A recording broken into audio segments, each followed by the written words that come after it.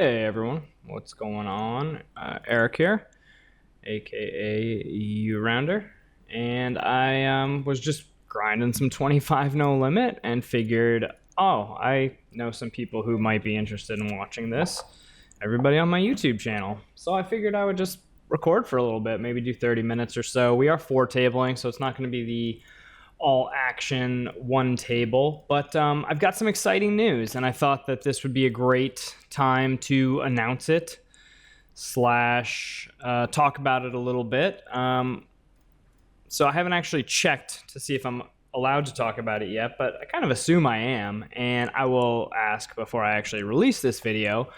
But I kind of worked out a pretty awesome deal with DeucesCracked. For those of you that don't know, DeucesCracked, I believe, is the only website or training coaching site that I've advertised. There's a few reasons for that. One, I've used it in the past. I really like it. Two, I really like that they don't have that very high initial amount you have to pay to like get initial access. A lot of the other sites have like a high initial access cost. DeucesCracked is just sort of a flat rate monthly. They've got a pretty cool, I think it's like a 7-day trial. And there may be variations of that trial. But you can pretty much sign up, check it out for free. Their videos are like, I don't think there's any DRM. You can download them. You can play them on mobile. Anyway, bottom line is I really like DeucesCracked. And so I had absolutely no issues working with them. We're going to go ahead and I guess just bet small here. Why not? So yeah, I'm working with Danzamak, I believe is how you pronounce it. His first name's Chuck, and he's going to be doing a little bit of like mentoring with me. And then we're going to put out I think it's supposed to be like a 3-video series on DeucesCracked. And so that'll be available on DeucesCracked. And so that'll be kind of fun. And then after that, I think they're going to have me make a series on my own over on DeucesCracked, which is pretty exciting, right? That's like a real life, coaching, poker coaching website. And they want me to do a series for them. So I was, very, very honored to say yes to that. This is interesting, right? There aren't a lot of hands that like we bet, he called, and then he led turn and river. So again, like this is one of those interesting spots where I think that we maybe could make an exploitable fold, but I'm just not going to, right? We're getting pretty good odds, 8-3. I don't know. Like if we're beat here, we're beat, but I just folding here is just, not really something I do. And I think it would be like, that would be not only outside of like optimal play, our quote unquote correct play, that would be just bad no matter what, I think, to fold there. So that's a pretty easy call. So that's the plan. I don't really know exactly, what it's all going to look like, how it's all going to play out, but I'll probably make another announcement when, we actually go and produce the videos and they're ready to come out. That way, if you guys want, you can sign up for the 7-day free trial to at least see one of the videos. I'm not sure, again, I don't know the exact details, but possibly we'll do one of the videos for the YouTube channel as well, like, launch them on both DeucesCracked and the YouTube channel, so you guys can kind of see what it's going to be like. Decide if it's, something that you want to go ahead and sign up on DeucesCracked for. To see the series that I do with Chuck and then the follow-on series that I do on my own. But it's definitely exciting for me, so I'm happy about it. And hopefully you guys are kind of happy about it too. I know that it won't be... I know that it won't be something free on my YouTube channel that you guys can check out. But, I think that's okay. No big deal, right? That's what I always tell my son. Is it a big deal or no big deal? And, no big deal usually. So that's the announcement. I don't really know what else to say about it. I'm really excited and looking forward to it. And hopefully you guys are too, if you're already DeucesCracked members. If you're not, there is a affiliate link in my video descriptions. I think it's in like all my video descriptions. So go ahead, just click the DeucesCracked link. You can sign up for the free trial. And then if you actually end up buying, then it is an affiliate link, so that helps me out, which is awesome. And yeah, I mean, they just have a ton of like just years of great poker content, like basic stuff, advanced stuff. If you've never signed up or been on the site, then you will have, I mean, years of content to get through that is all very valuable and relevant. It's not, a lot of their content is what's known in the content creation universe as evergreen content. You know, there's some very good like basic math series and things like that you know, no matter what are going to be relevant. So I open, what the heck happens? This guy limps. Most people don't limp like, right? Small blind, big blind. Most people don't like limp 10s plus. I don't know anything about this guy, but I'm going to go ahead and just put in the ISO raise. This guy overcalled. Again, like I don't expect to see 10s plus in like most of these ranges here. So he did overcall with the kings. That's pretty good. The ace queen, not as surprising. And look what happened here. Did we actually pull it off? All right, cool. So easy game. I almost put easy game in the chat. I shouldn't do stuff like that, but I do it occasionally. Just as a friendly joke. I don't know. I guess that could offend people. I never ever try to. You guys know me. I'm not like a mean-spirited person or anything like that. But occasionally, when something kind of funny like that happens, I'll drop something in the chat if it's an actively chatting table. This one hasn't been though, so I won't do it. Here we got the jack high flush draw against what looks like a pretty loose opponent. So I think we want to go ahead and build this pot. We block the set of sixes, and I actually want to bet kind of big here. We want to build kind of a big pot to, you know, we've got two goals here, right? We can build it in case we win it, and we can build it in case we, to deny our opponent's equity, right? To like build a bigger pot to bluff in the future.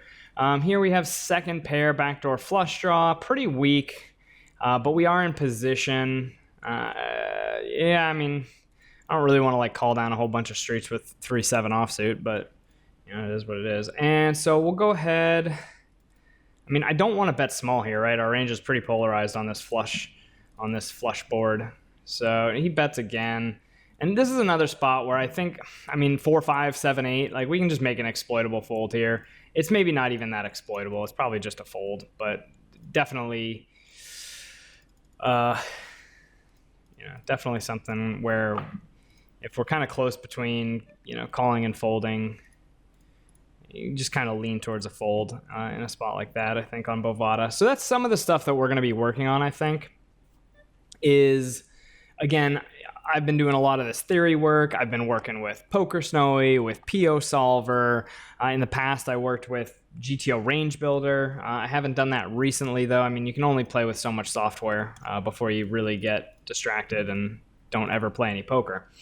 So taking some of like what I'm learning about, I don't have the camera on, but I'm putting my little quotes hands up, optimal play, and learning, what is correct, what is incorrect. That is all very, very important. And I'm really happy that I've started like really diving into that, and I'm continuing to learn that. That's like my goal, is to continue to learn more about optimal play. And what I think Chuck is going to help me with is transferring some of that baseline knowledge into Bovada games, right? Where we have anonymous tables, we have opponents that are playing very far outside of optimal and making pretty large errors. I'm doing some work with my database. I don't have enough hands. If anybody has a bunch of like Bovada hands, actually, that's something I might do. Like if you guys have a lot of Bovada hands that you've caught with, I would prefer if you are downloading them using the hand converter. I just dropped it over here on the side of the video. If you guys have the hand converter and have like full hand histories, I can take out, I think I can take out your player name, like your hero, and not include that if you want. But what I'm trying to do is maybe build up like a pretty good database of, I mean, the bigger the better. If I could get 500,000 hands of Bovada 25 no limit play, I could do some pretty good work on sort of identifying population reads, things like that. Again, the value of that for me is more putting out some content to teach people, like if people are struggling, to really show them sort of, how you can adjust your game to really safely win at 25 no limit, if that makes sense. Like, you don't have to do anything particularly challenging, right? You don't have to strain your brain rhymes, particularly hard. Like, right in this spot, you're like, it's pretty close, call it to fold. This guy's got like $13. I mean, we're getting 2-1. I don't know. I'm gonna call, but you could definitely, like, folding there was like, it's such a small mistake, right? You don't have to worry one way or the other if you call or fold with king ace suited. I don't think. This is just my opinion, but like, some people will argue that you're just like giving up tons of value if you don't call there, because it's like plus EV and you're getting great odds. Like, I'm telling you that the difference between calling and folding in this spot is not significant enough to worry about, right? It's just not, especially at 25 no limit. Like, maybe at 1K no limit, those are like the types of things that matter. I don't know. I haven't played ever at 1K no limit, so I can't really say yes or no, but I'm telling you, for the average 25 no limit player, you just don't have to worry about stuff like that. On the this guy's actually playing like pretty tight over the 7 hands, 41 hands we've seen him. And here I think we can just bet like half pot on this 10-5-4. I don't think we need to bet particularly big.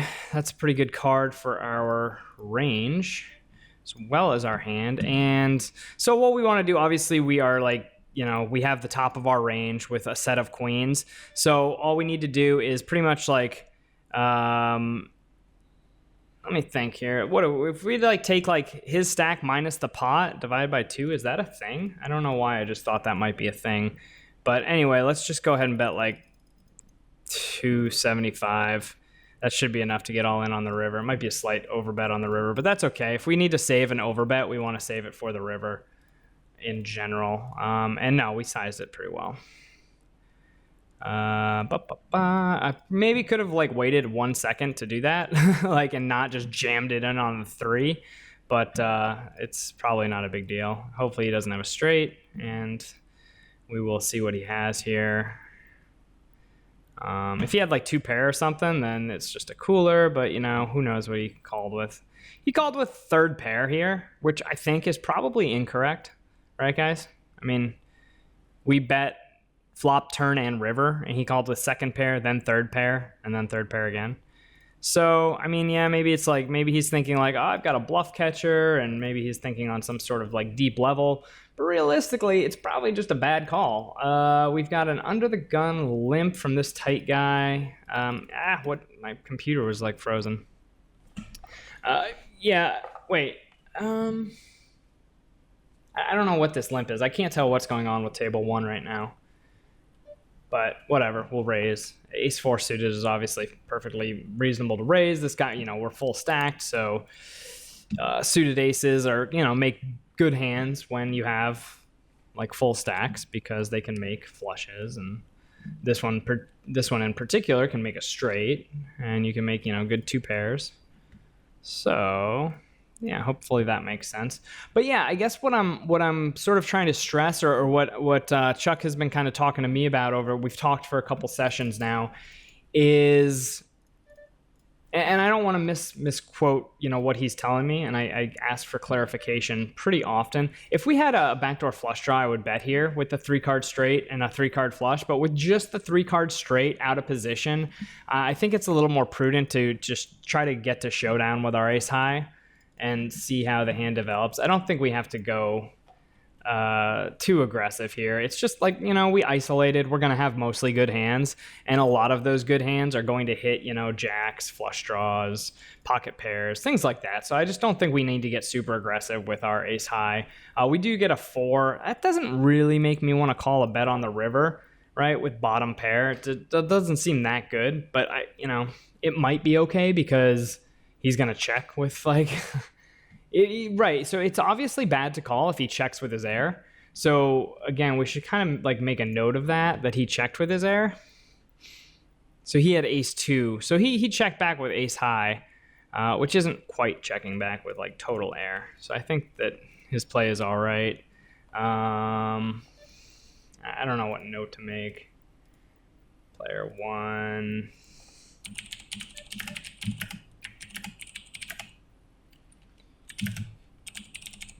That's not a very detailed note, but one that we, I guess, can make. Taking notes is something that I've been trying to do a little bit more often.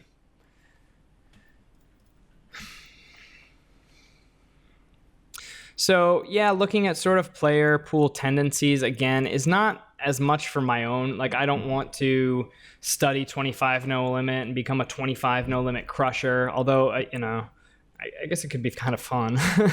It is kind of fun just winning, I'm like winning as much as the U.S. is going to be winning after Trump is elected, apparently. And sorry, that's completely sarcastic, obviously. If you guys know anything about me, then you know that that's said with a lot of sarcasm. But yeah, it is fun. It is fun winning as much as I do at 25 no limit on Bovada. Hopefully, it'll be as much fun at 50 and 100 as I kind of move up there. But what would be really valuable, I believe, as someone who makes YouTube videos, and I have aspirations to do coaching in the future. I have aspirations to make like premium video series. Like, that's something that I would love to do at some point. I just am only willing to do it if they're truly valuable, right? Like, I'm not going to go and make something that costs money if I don't feel that it is completely justified and completely worth it. Like, it has to be something of extraordinary value for me to, want to sell it. Like, when I started this channel, obviously the whole basis was that this is like all free content, and that's all well and good. But if I can get actual, if I can get content that's super high value, like a lot of people complain about what I do on Twitch. When I go on Twitch or when I make YouTube videos and I show like sort of my deep dive analysis stuff, occasionally people come in there and they're upset, right? They're upset that I'm putting that information out there for free. And I disagree with that, right? Like, I mean, most people don't, most people aren't going to do the work that's required in general with a lot of that information that I give out. So I don't think it's really that big a deal to give it out. And two, like, I like teaching people and it helps me. So I think it's okay. Yeah, here's a spot where we clearly have like a correct, an optimal play would probably call for a call here. But after this player raises, like, they have a lot of ace high flush draws in their range, and then they have like sets and stuff, and then they have like their random air balls. So like, this is definitely a exploitable fold that I'm gonna go ahead and make, because I'm gonna make the fold and I'm gonna make a note on the hand, and I may review that if right, like I'm gonna tag that hand for review. Yeah, what are we doing here? Betting, right? Because I know that that's not 100% correct to make that play there, like on balance, right? In like a balanced, unexploitable way, that fold is not necessarily correct, I don't think. But I think that against our average 47-9, right? That was who that hand was against that we just played. That, he doesn't have that many bluffs there, right? And if he does, that's okay. I mean, like, even best case scenario, right? Close to best case scenario is he was on like a heart draw that didn't have the ace or the queen. He didn't have the queen because we had it. We had the queen of hearts. But yeah, best case scenario, he was on a different heart draw that still had quite a bit of equity, and was going to, maybe put us in a really tough spot on the river as well. Yeah. So again, possibly an exploitable fold, but that's what we're kind of working on, is making some exploitable bets, making some exploitable folds, knowing that they're outside of correct and knowing why we are making them. That's our goal here, is to really identify why we are playing outside of why I'm playing outside of what I think is optimal against, and the reason that we can play outside of optimal again, in theory, is that we are playing against non-optimal opponents. And so there are ways that we should be able to maximize our equity against them. So again, against a guy who's like 58, even over 30 hands, that hasn't 3-bet yet, right? It just doesn't seem like a super aggressive guy. Now, maybe it's like one of those things where he's just randomly doing something crazy. But what did this guy have last time when he did this? I think he had ace queen or something. So I don't know what. Yeah, we'll just, I mean, we're getting, well, 7-4. I don't know if you can actually fold many hands getting those odds. So I guess we just call. Yeah, I mean, you can't fold. Like, if we know he has king ace, then we call, right? So that probably bodes well for calling. Is that a straight? Nice. That guy can't just can't win against us. Fives. Let's just play around here a little bit and raise it up with fives. I kind of want to play with raising these small blind bets a little bit because I think that a lot of people raise wide in the small blind but aren't really ready to get 3-bet too often and don't know exactly how to play it.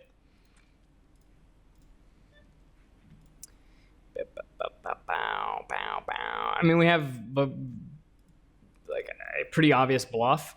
We have a lot of value hands. We don't have a ton of right? Like, we don't have tons of bluffs here. So maybe pocket fives works as a bluff. I don't know. And here, I think we just kind of want to fold out our opponent's equity, and it's 3-handed, and they check the flop, so, or I'd have to look at it again. So our opponent calls. He definitely could have like some draws here, or like a naked 10. I'm not going to go like barreling off with pocket fives. I'd rather check back and bink a 5 on the river or something. Like, banking a 5 seems like a better option than than just firing off 3 barrels at a guy who I have one hand on with pocket fives.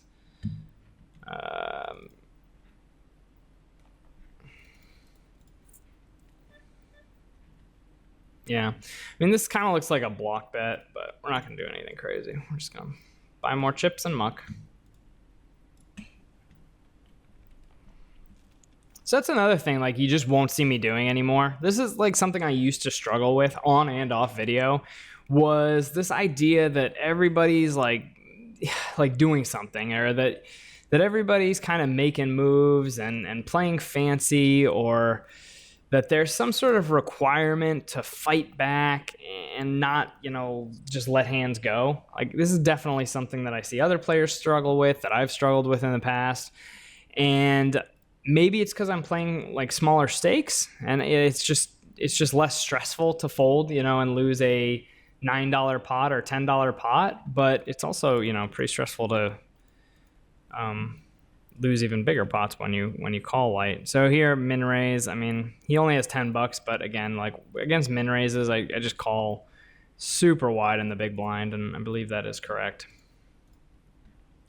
But yeah, just not worrying about it, just kind of give people credit until they give you reason not to, I guess, at small stakes would be sort of some general advice. Because, without reason, you're going to find yourself spewing a lot and making plays that look really silly when you are just trying to, when you're trying to put players into, when you're trying to give your opponents capabilities that they don't have and that they have not proven that they have, I think you get into trouble, and you get into really awkward spots that you make some pretty big mistakes. I don't know.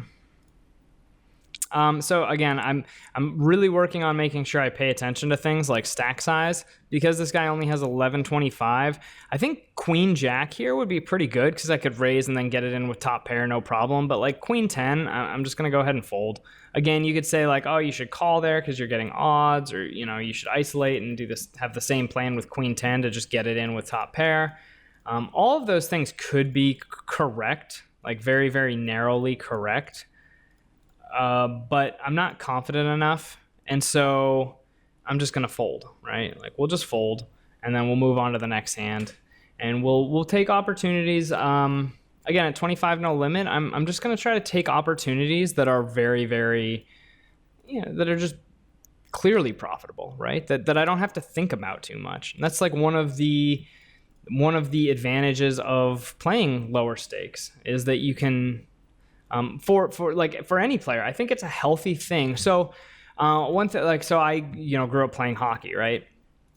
And this may sound like me justifying something, but like I remember like my sophomore year, like I always considered myself like one of the, like I was far above average, in general, like playing hockey. Like I was a pretty good hockey player growing up. I was on, travel teams and whatnot, and like, on championship teams, blah, blah, blah, blah, blah.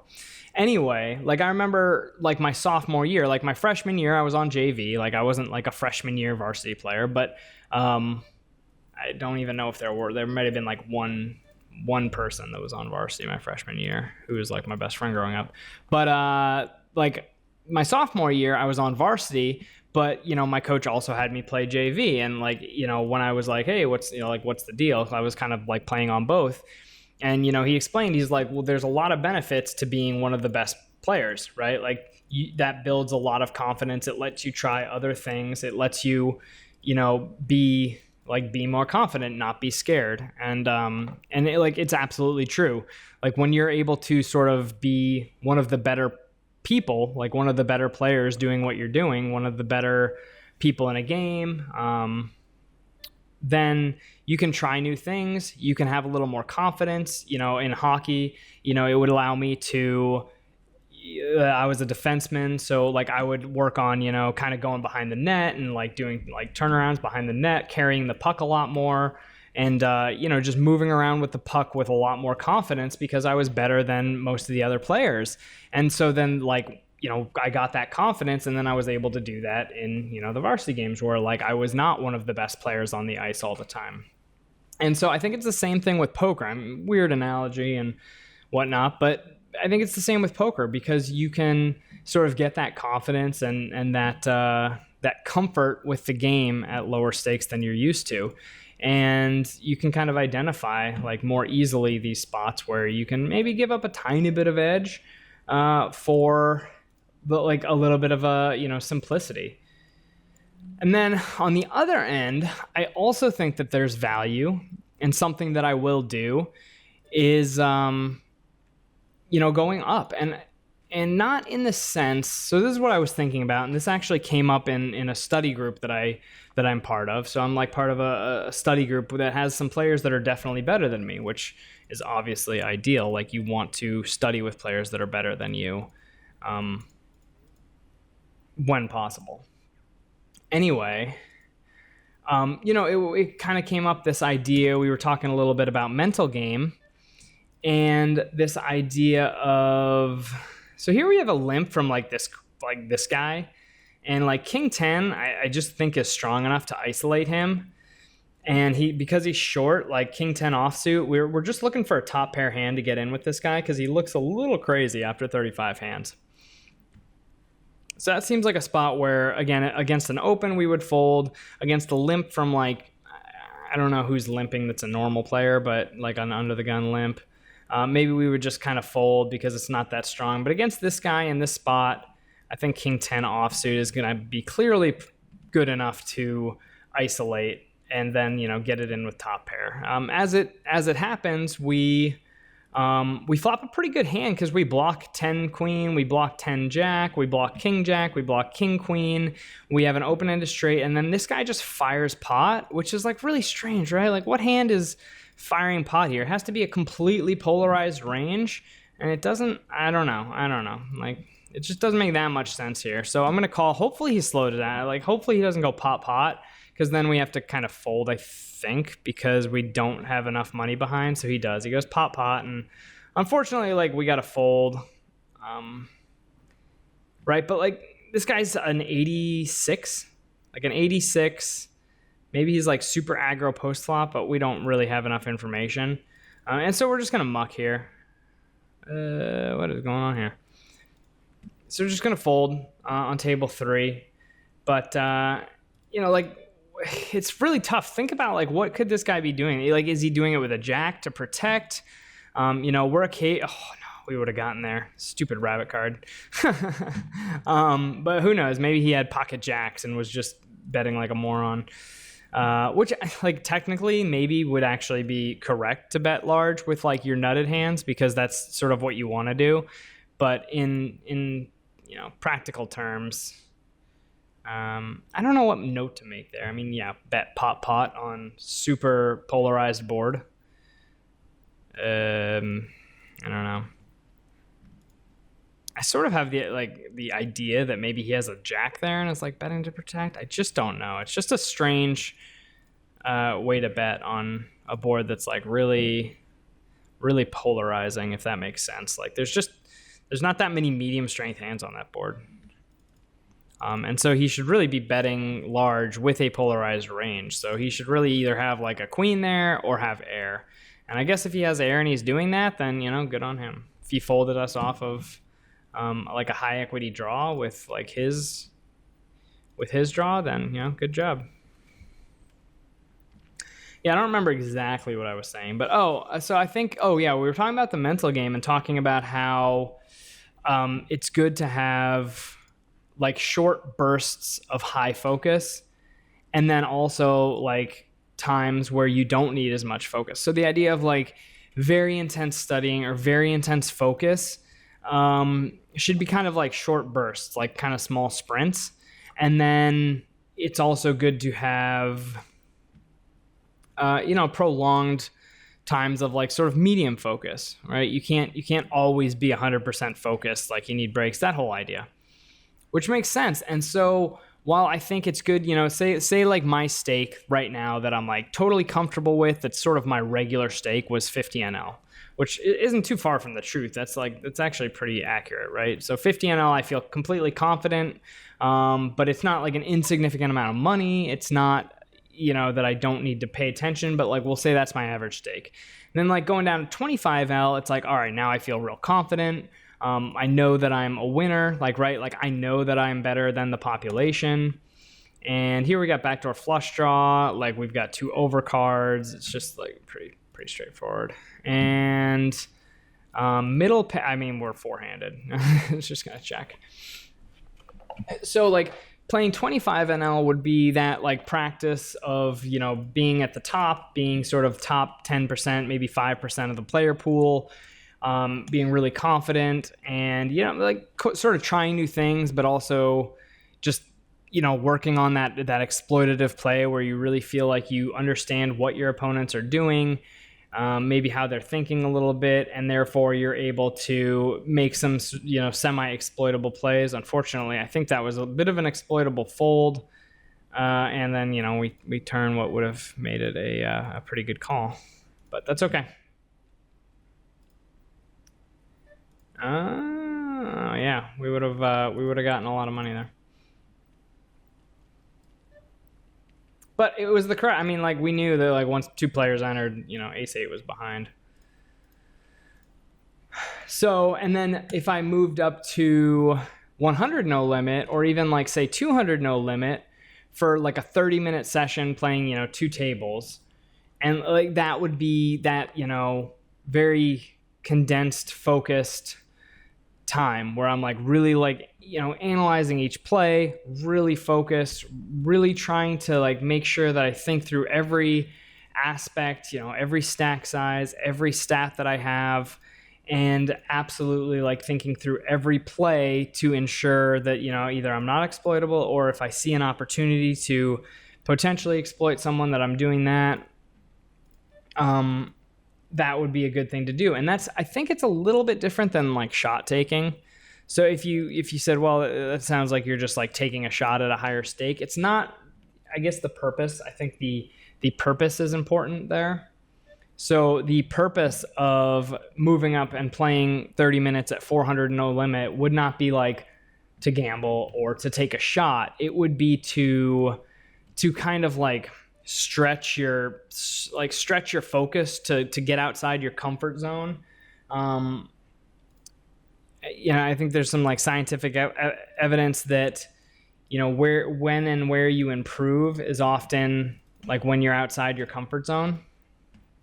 And so in order to sort of like kind of get a little bit of like stress chemicals on yourself, you kind of move up and for a short duration in order to get those stress chemicals going and to expand your comfort zone, which again I think is pretty important.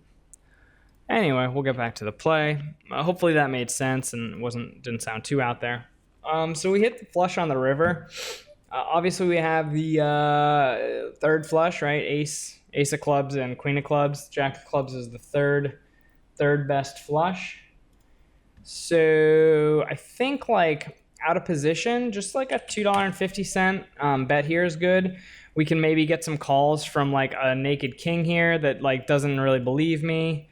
And we sort of, any flushes, like, any nut flushes will probably raise and then we can fold. Let's call here with our 8. And I'm guessing he just had a king. Yeah, king. Oh, so he actually had a flush as well. So he had the king 9 with the 9 of clubs.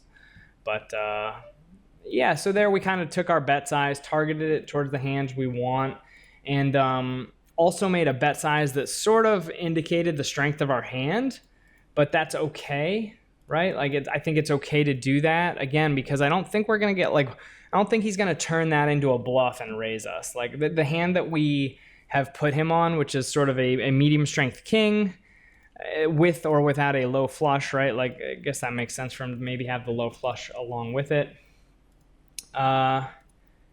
Right, like makes sense for his hand. This is a barrel card. Like a lot of people are going to barrel this, and so I think obviously it's a great card to continue betting on. Like if he called with, sometimes players will call with like overs. If he has like king jack of clubs and hits that, then obviously we're going to continue getting value on table 1. So yeah, like I also think that it's important to mix in, betting that size with some of our nutted hands on this flop on table 2 when we hit the flush. Again, like, yeah, so I think we can sometimes bet smaller with like our nut flush as well there, to remain somewhat balanced. But in general, yeah, I like our bet sizing. I think it's fine. And I think it forces our opponent to call with like medium strength hands, or else he's going to end up getting exploited by our bluffs. Now, on that flop, on that river, like, are we bluffing a whole lot there? Like, probably not. Like, we're probably not bluffing too much on table 2 in that spot when the 4th club comes. And if we did bluff, we would bet larger. So, again, like, if we do bluff larger, like, we should also, be polarizing our bluffing range. So maybe we should be betting with our nut flush larger. And again, the other two, slightly smaller, and it would be a slightly mixed strategy. But in general, I think for the most part, we can kind of just think about what the most plus EV line to take with each hand is and play it that way. And until we see someone like really fighting back against our unbalanced play of like betting, small out of position with medium strength hands to force a wider calling range, until we see someone really fighting back and like turning their bottom pair into a bluff or something, then, we don't have a reason to deviate too much from that strategy. Right? Makes sense. So we're actually at 38 minutes. I didn't think too much about how long I wanted this video to be, but I don't know. I guess we'll go another 20 minutes, make it a solid hour-long video. But I'm guessing I raised, big blind called. He's leading out here. I think this is the guy. Is this the same guy that bet? This is why I should take notes. I don't know if this is the same guy that went pot, pot, pot on the last double paired board, but like now that he's doing it again, like I'm a little more tempted to just look him up. Also, that should slow him down if he's on like that's weird. Obviously, that kind of looks like a 9. I think this is the same guy that did this a few hands ago, so I kind of want to look it up now. I'm actually going to bet pretty big here. But I don't know. The flush got there. Like, we really don't block much. Yeah, I think I'm gonna go ahead and fold again. I don't think this is the right hand to look this guy up. I don't know. If the flush hadn't gotten there, I might have called. But I'm not even 100% positive it's the same guy. But let me make a note this time, just in case. So player 4. What is going on here? So we have an open-ended straight plus like second nut flush draw. I'm not really looking to fold, especially in position on table 4.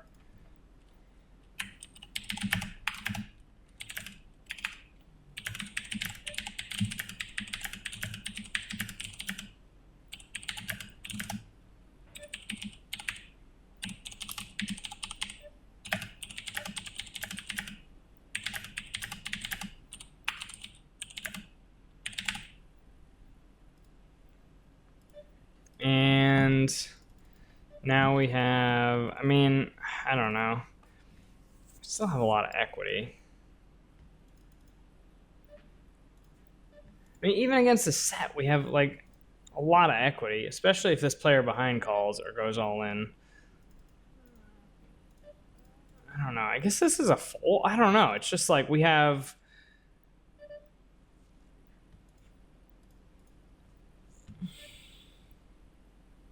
Like, right, we can like still be ahead of some of his bluffs. I don't know. This is probably bad. This is probably really, really bad, but all right, like it can't be that bad. I mean, the thing that really sucks is if we're up against like the ace of diamonds flush draw. Like obviously that's pretty ugly. Boom, there it is. 6, 7. So now there's full houses against the. Obviously we can't fold, but it sucks when he has a set. Whoopsies. That was probably bad, and we got rewarded for it. So that's not the best to show on video because I think that was a little... I don't know if tilted is the right word or lazy or whatnot, but I don't think that was the right play. If we can go and look at the math. What were we up against? So the other two hands, and that's not entirely important, but a little bit important. We'll check our 2 pair. $11 we can fold here. What is going on with this hand? Wait, last hand. Come on, Bovada, you can do it. The little poker software that could. Come on. I guess we'll just bet pot. What is going on here? This is so brutal. Okay, well, I guess we'll just never ever see what that hand was. So we were up against 9-10. So we blocked like that straight, right? We blocked the 9-10 straight. We blocked some flush draws. I didn't see what the other guy had. And it doesn't want to load, so we'll have to look at that later, I guess. Let me see if it's in my poker tracker, right? Like we should have reports. Today, refresh, most recent, King 9 suited, replay hand, sorry.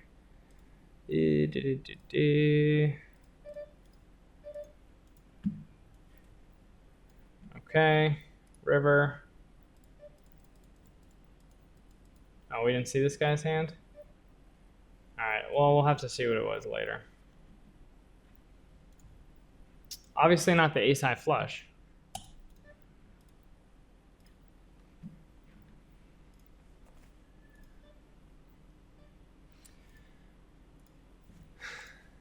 So I'm not sure if that being 3-handed made it a better call or a worse call, since, knowing that like if we do bink one of our hands, we have the potential to like triple up instead of double up. And there was already a lot of money in the pot.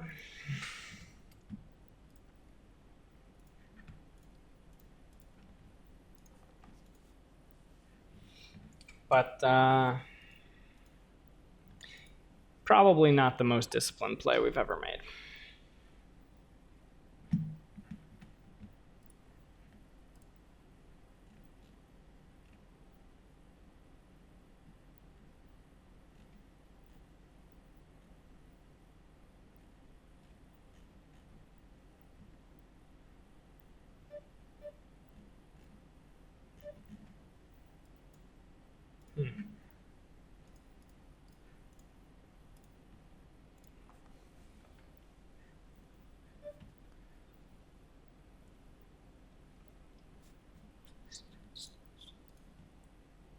So yeah, we could probably move on to a new table on table 4. It's kind of broken. We broke it. We broke it with our fishy call. Likely fishy call. I don't know.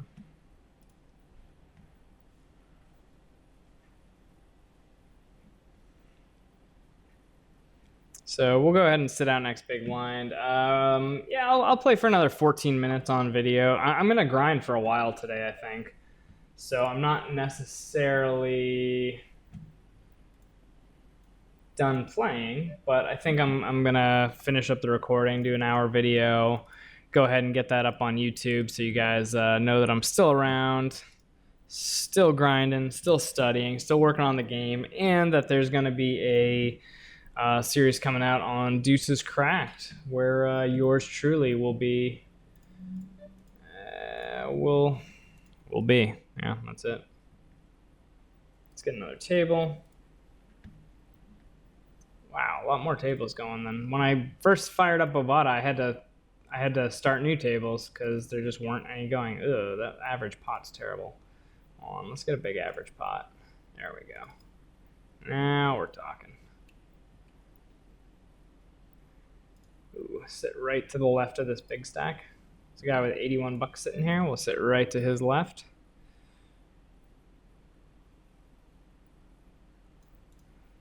Okay.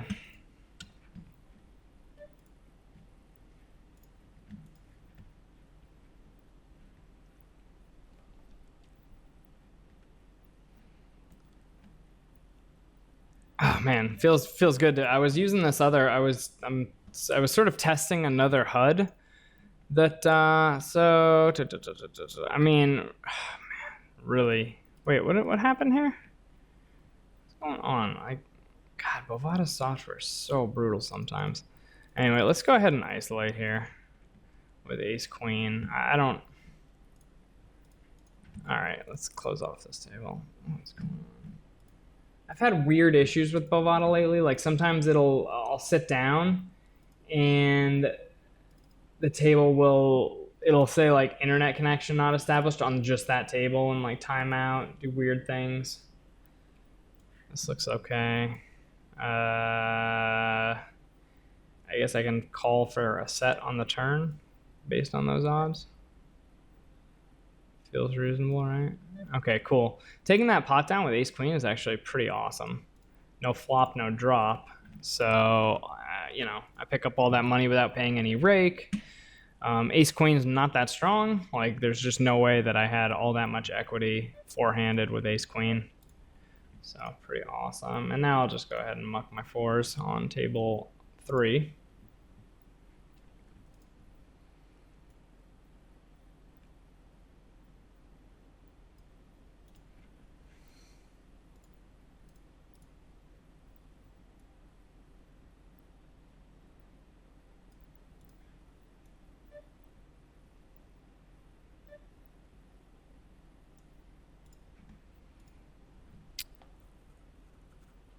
Yeah, I mean, you could definitely, I'm sure some people would make an argument for doing many things here. I think 3-betting is reasonable. I think calling is reasonable. I'm just going to go ahead and fold. We've got an under the gun open, and then this player's 3-bet, so it's not... It kind of looks like a single raise pot, but it's not. And even though we have position, I think that's a spot that we can pass on. Given the flop, obviously, it would have been nice to...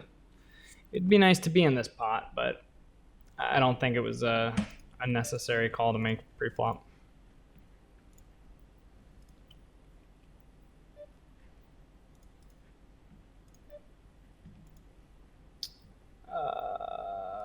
Sort of a similar spot here, but we are going to call with nines, not folding nines. So I apologize if I'm clicking around a lot. I've got all my seats at the bottom, and I didn't feel like resizing all the tables to be like perfectly tiled.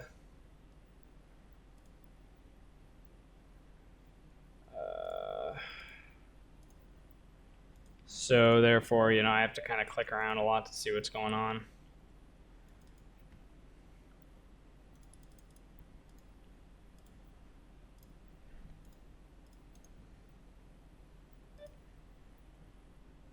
I just bet half pot here. I don't.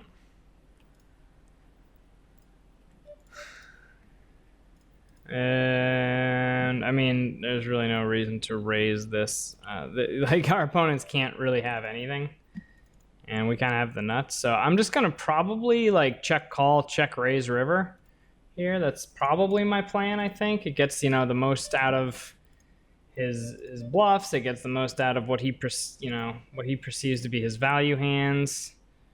And, you know, raising the turn, like if he somehow backdoored a flush, it's not the ace high flush. So we'll just check raise the river. You know, he probably checks back a lot here unless he's like, ooh, now I can like rep the flush. I mean, he actually does bet, which is kind of cool. So like, I don't know, half pot, make it 637. Go ahead and raise the river. I don't ever expect a call here, but I'm obvious. Whoa, he snap called. Oh, okay.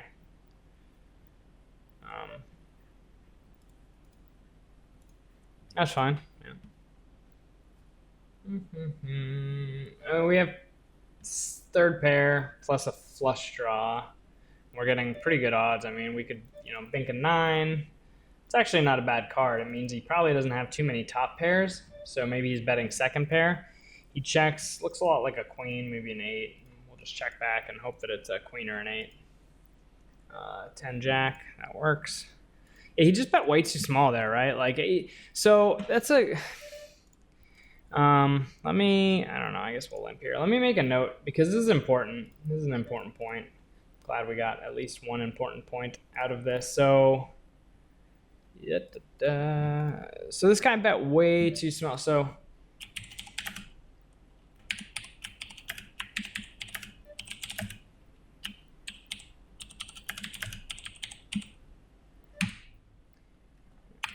Right, so if you've got a straight draw, right, then you have a bluff, right? Like essentially, you have like a low equity but high. Like your equity is relatively like robust, but it's also low, right? Like you don't have that much equity. It just happens to be fairly robust.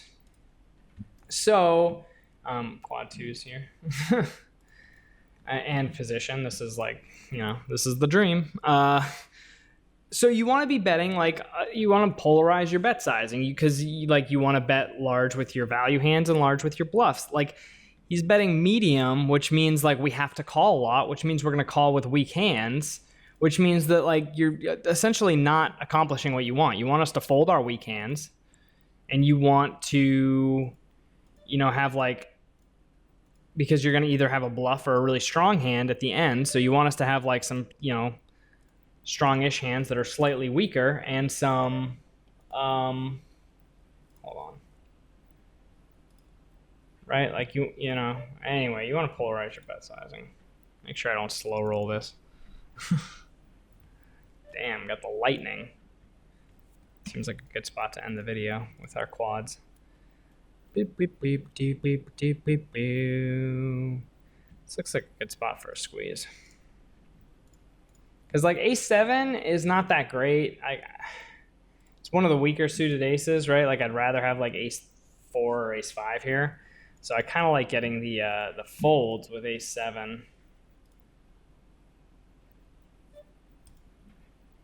And this is a pretty standard fold.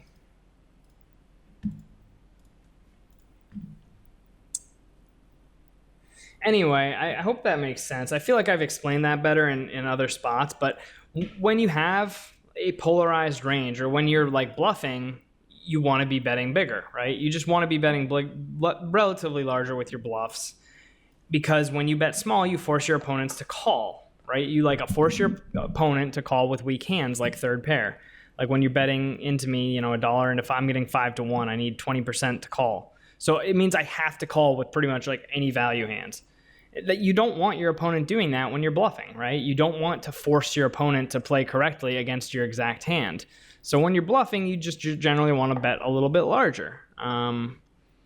Yeah, so that's like a very, very clear fundamental mistake that this player made. So that's why like I kind of make a note, and you know, there's nothing we need to do particularly like to exploit that. Again, I threw my quotes up because he's kind of just exploiting himself, like, right? He's sort of just doing the wrong thing and forcing us to exploit him by essentially making the exact opposite bet size that he should be making for his range.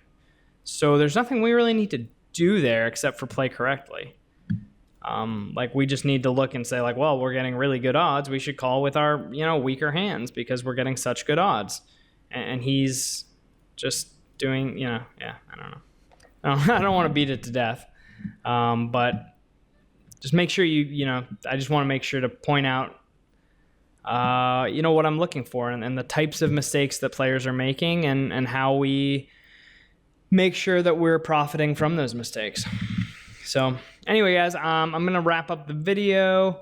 I'm going to take like a little 5-minute break probably. So we'll sit down next big blind on all these. I'll grab some water, take, you know, 5 minutes and continue grinding. But yeah, guys, I will, I'll keep everybody updated on what's going on with DeucesCracked and everything else. Again, if you guys are following me on twitch.tv/unexceptionalrounder and you catch this video July 29th, which is, you know, I'll probably go ahead and upload this tonight, then stop by the stream and say hi. Let me know that you're from YouTube.